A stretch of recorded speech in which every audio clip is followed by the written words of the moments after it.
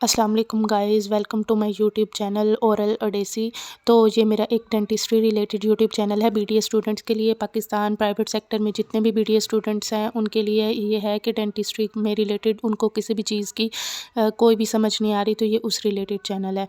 तो अभी हम फर्स्ट ईयर या सेकेंड ईयर से रिलेटेड हम इस पर इंफॉर्मेशन डालेंगे, क्योंकि मैं ख़ुद एक सेकेंड ईयर की स्टूडेंट हूँ जिसके अभी कुछ टाइम में प्रॉफ होने वाला है और मैं थर्ड ईयर में हो जाऊँगी। तो मैं first year second year related ही बता सकती हूँ। उसके बाद आहिस्ता आहिस्ता जब मैं आहिस्ता आहिस्ता आगे जाऊँगी और मैं थर्ड ईयर से रिलेटेड भी चीज़ें डालती जाऊँगी और फिर क्लिनिकल रिलेटेड भी आप मेरे साथ रहिएगा तो आगे आने वाले टाइम में मैं वो डालती जाऊँगी।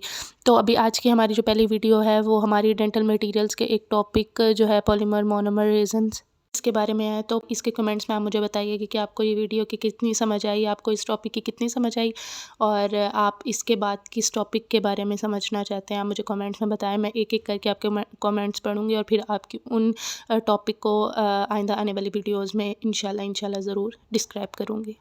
तो आज का जो हमारा टॉपिक है वो है पॉलीमर मोनोमर इंटरेक्शन। तो इसमें हमें सबसे पहले समझना होगा कि पॉलीमर क्या होता है और मोनोमर क्या होता है। तो आइए मैं आपको आगे स्लाइड शेयर करती हूँ, तो उसमें हम समझते हैं कि मोनोमर और पॉलीमर क्या होता है।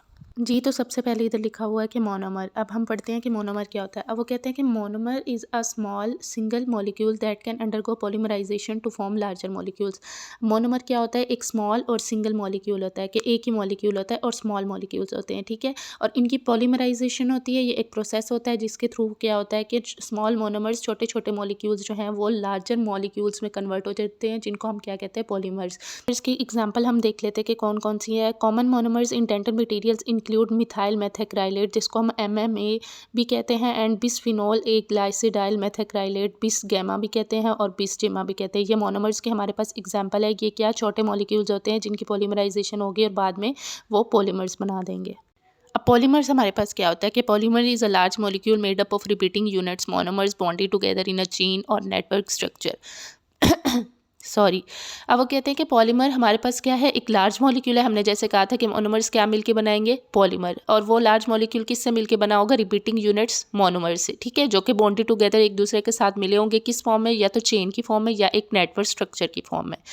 अब वो आगे कहते हैं कि polymers are used in dental materials. Dental materials में हमारा पॉलीमर्स का क्या काम है? इसको क्यों यूज़ किया जाता है? क्योंकि इसकी due to their desirable mechanical properties होती हैं, इसके अंदर फ्लेक्सिबिलिटी होती है, ये बहुत स्ट्रेंथ होती है इसमें, ठीक। अब एग्जांपल्स क्या है हमारे पास डेंटिस्ट्री में? मोनोमर्स में क्या थी? एमएमए। तो पॉलीमर्स में क्या होगी? पॉलीमिथाइल मेथेक्राइलेट। वही जो मोनोमर था उसका क्या बना के पीएमएमए।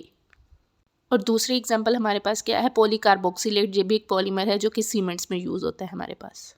अब हमारे पास आ जाती है पॉलीमर और मोनोमर इंटरेक्शन। अब इसमें क्या होता है कि वो कहते हैं कि when monomer and polymer are mixed in the proper proportions. क्या कहते हैं कि जब हमारे पास मोनोमर और पॉलीमर दोनों इक्वल अमाउंट में हमारे पास होंगे और हम उन्हें मिक्स करेंगे ना, तो एक मैस प्रोड्यूस्ड हो जाएगा।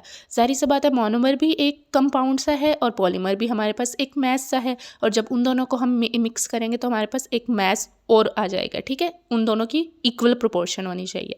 Upon standing the resultant mass passes through 5 distinct stages. अब वो कहते हैं कि जब ये हम मोनोमर को पॉलीमर में मिक्स कर रहे होते हैं ना, तो 5 स्टेजेस आती हैं जिसको वो क्या नाम है पास करता है, ठीक है।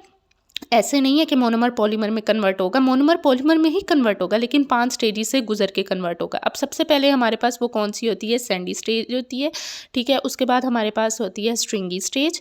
उसके बाद हमारे पास होती है dough like stage. Do like के बाद हमारे पास रबरी, जिसको हम इलास्टिक स्टेज भी कहते हैं, और 5वीं हमारे पास होती है स्टिफ स्टेज। हम इन सबको एक एक करके देख लेते हैं कि ये इन स्टेजेस में क्या उन्होंने बोला है। अब सबसे पहले हमारे पास आ जाती है सैंडी स्टेज। इस स्टेज में क्या होता है? वो कहते हैं लिटल और no interaction occurs at a molecular level. Molecular level क्या होगा कि मॉलिक्यूल्स किसके? पॉलीमर्स और मोनोमर्स, क्योंकि हम उन दोनों को मिक्स कर रहे थे।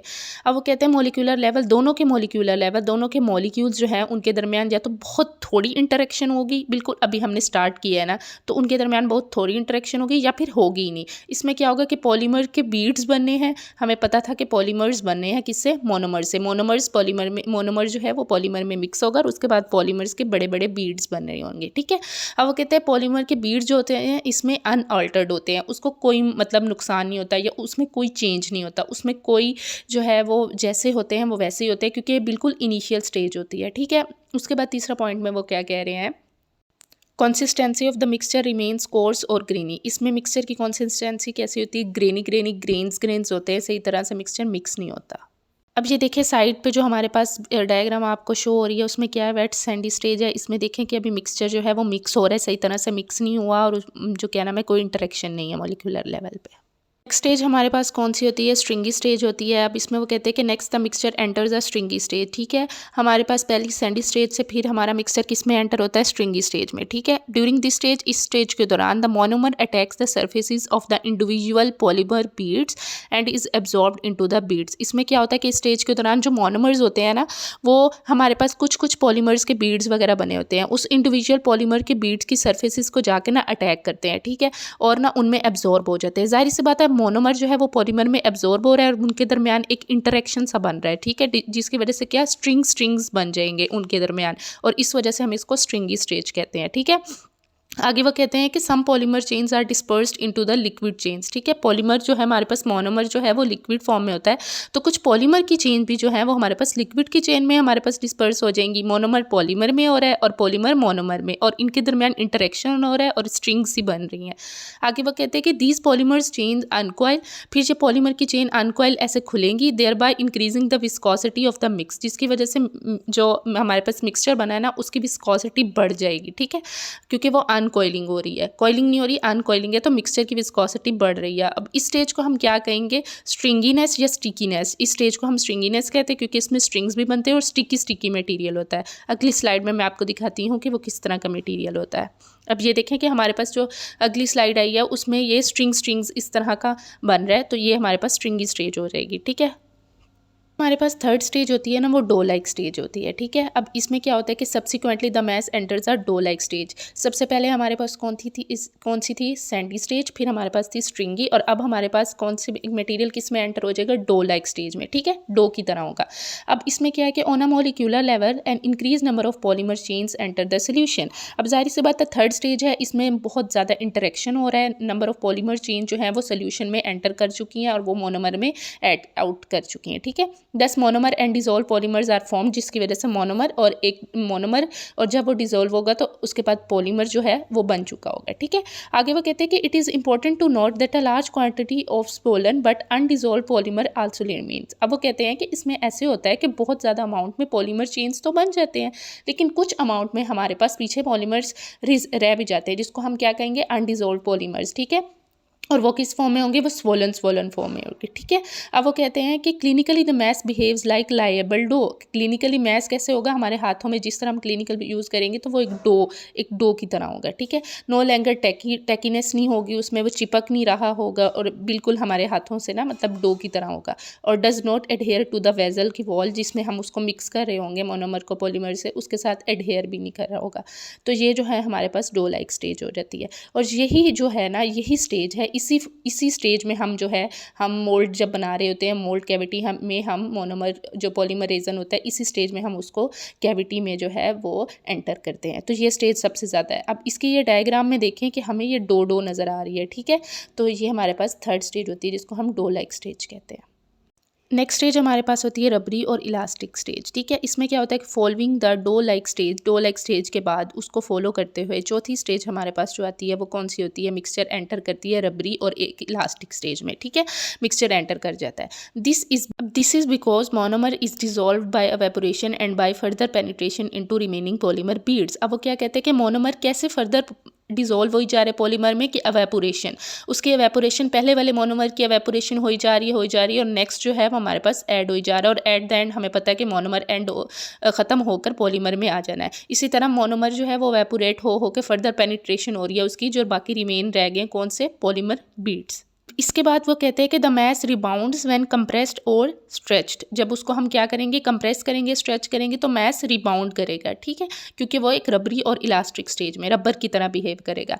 अब इसके बाद वो कहते हैं because the mass no longer flows freely to assume the shape of its container, it can be moulded by compression techniques. क्या मतलब हुआ इस बात का कि मैश जो है ना वो फ्लो नहीं करा, क्योंकि फ्लूइडिटी तो है नहीं, मोनोमर तो अब लिक्विड तो रहा नहीं, पॉलीमर्स बन गए हैं, तो इस वजह से वो कंटेनर की शेप तो अटेन कर नहीं रहा, जिसकी वजह से हम उसे क्या है कंप्रेशन टेक्निक में आगे यूज़ नहीं करते। इसलिए पहली 2 स्टेजेस और नेक्स्ट 2 स्टेजेस जो 4th और 5th होती है, इसको हम कंप्रेशन की टेक्निक में यूज़ नहीं करते, सिर्फ डो लाइक जो 3rd स्टेज होती है उसको हम यूज़ करते हैं।